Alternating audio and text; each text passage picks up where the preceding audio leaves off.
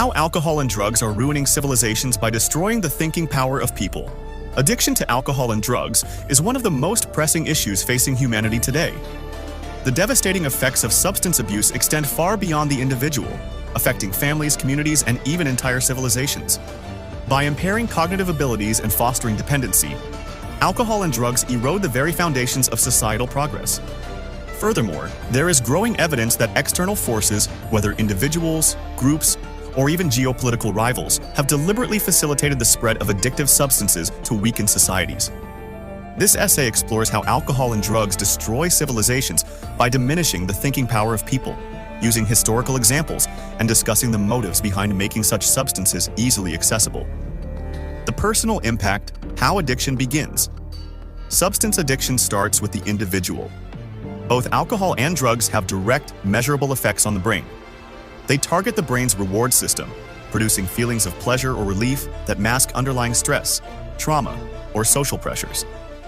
Over time, the brain becomes dependent on these substances to function normally, impairing decision-making, memory, and judgment. For example, individuals addicted to alcohol often exhibit diminished self-control, leading to reckless behavior. Similarly, drug addiction, particularly to substances like opioids or methamphetamines, can cause severe cognitive decline. This is not just a personal tragedy, it is a societal one.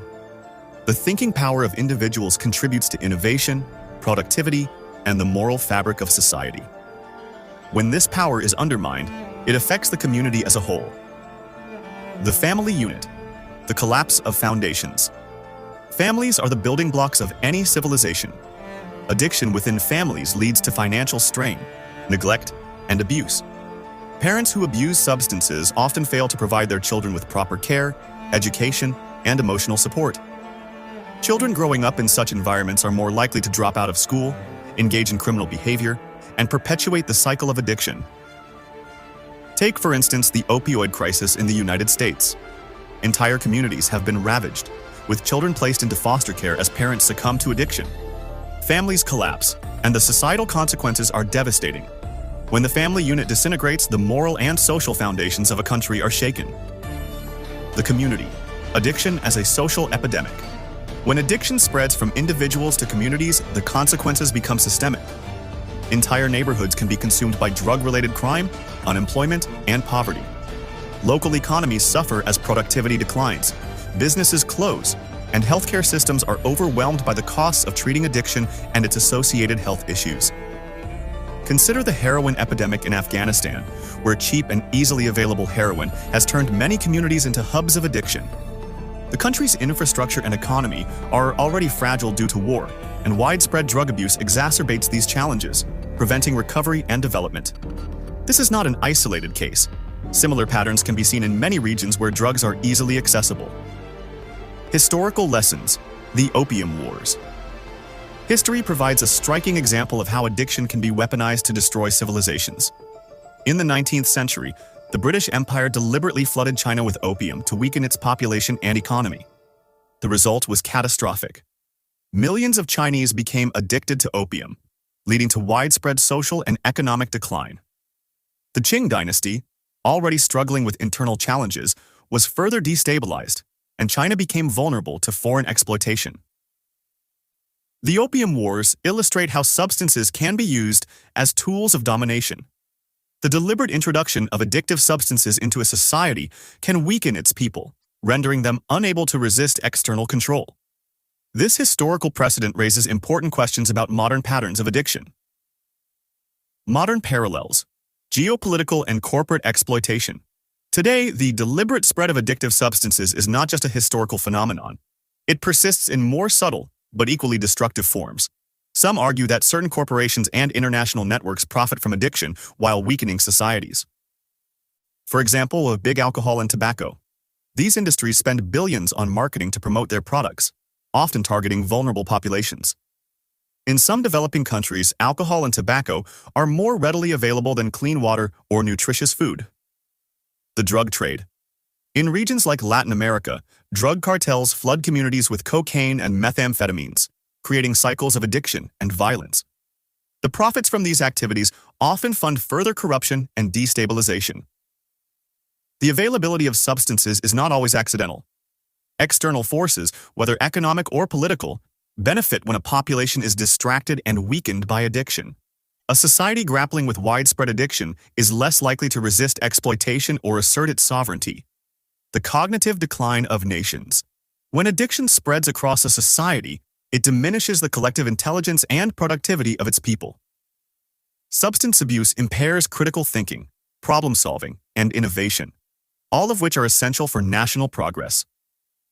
Take, for instance, the workforce in regions heavily affected by drug epidemics. In areas where opioid addiction is prevalent, such as parts of the Rust Belt in the United States, employers struggle to find workers who can pass drug tests. This leads to economic stagnation, as industries cannot grow without a healthy and capable workforce. Furthermore, addiction undermines political engagement and civic responsibility. A population distracted by addiction is less likely to participate in democratic processes or advocate for social change. This creates a vacuum in leadership and allows corruption and incompetence to flourish. Addiction as a weapon. Who benefits? The question arises, why are addictive substances so easily available in many societies? The answer often lies in the vested interests of those who profit from addiction. These interests can be economic, political, or even geopolitical. 1. Economic exploitation. Corporations in the alcohol, tobacco, and pharmaceutical industries have a vested interest in creating and maintaining a market for their products. By targeting vulnerable populations, they ensure a steady stream of profits, even at the cost of societal well-being. 2. Geopolitical weakening. There is evidence to suggest that some nations or groups use addiction as a tool to weaken their rivals. For example, the spread of heroin in Eastern Europe and the opioid epidemic in North America have both been linked to international drug trafficking networks that exploit vulnerable populations for profit and control. 3. Cultural domination. By flooding a society with addictive substances, external forces can erode its cultural and moral values. A society consumed by addiction is less likely to preserve its traditions, resist external influences, or invest in its future. Solutions. Reclaiming our civilizations. While the challenges posed by addiction are immense, they are not insurmountable. To combat the destructive effects of alcohol and drugs, societies must take proactive measures. 1. Education and awareness. Public awareness campaigns can help individuals understand the risks of addiction and resist peer pressure. Schools, families, and community organizations must play a central role in this effort. 2. Regulation and enforcement. Governments must regulate the availability of addictive substances, enforcing strict laws against their production, distribution, and sale. This includes cracking down on illegal drug trafficking and holding corporations accountable for unethical marketing practices. 3. Rehabilitation and support. For those already struggling with addiction, accessible and effective treatment programs are essential.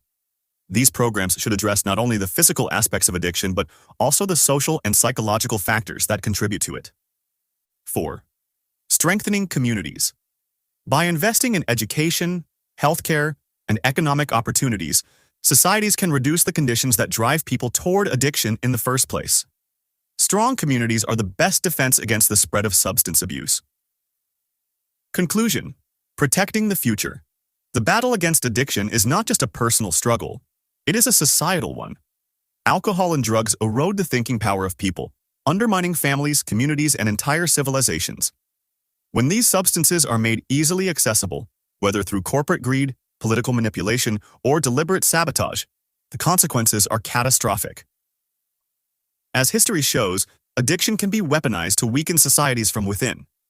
But by recognizing these dangers and taking collective action, we can protect our civilizations from the destructive forces of alcohol and drugs. It is a fight for the minds, hearts, and futures of our people. And it is a fight we cannot afford to lose. Break it down now.